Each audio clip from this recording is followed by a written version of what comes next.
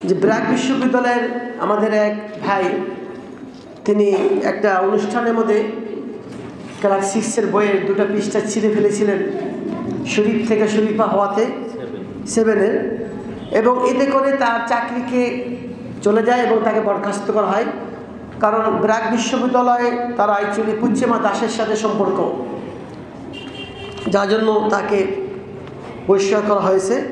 অথচ তিনি একজন সাধারণ মুসলিম, তিনি তার এই চাকরির দিকে ভ্রুক্ষেপ না করে তার ভিতরে যে ইসলামের চেতনা ছিল সেদিকে করে তিনি একটা জিহাদের পরিচয় দিয়েছেন।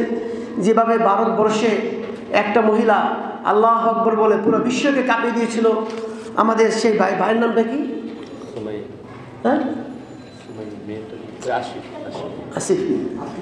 আসিফ ভাইকে আমরা ধন্যবাদ জ্ঞাপন করছি যে তিনি একজন জেনারেল শিক্ষিত হয়ে তিনিও মুসলিম বিশ্বকে এক নরক দিয়েছেন। অথচ দেখুন আমাদের বড় বড় মুফতি সাহেবরা তারা চাকরি বাঁচানোর জন্য তারা কোরআন হাদিসের বিধানকে গোপন করছেন, অথচ তিনি একজন সাধারণ শিক্ষিত লোক। তিনি ইসলামের সাথে বৈরুত্যপূর্ণ বিষয়কে তিনি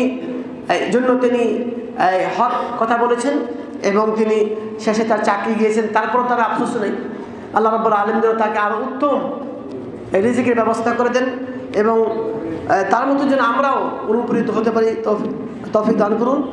এবং আমিও অনুরোধ করব এবং বিরোধী দলীয় চিফ হুইপ উনিও এটা সমালোচনা করেছেন বই থেকে বাদ দেওয়ার জন্য।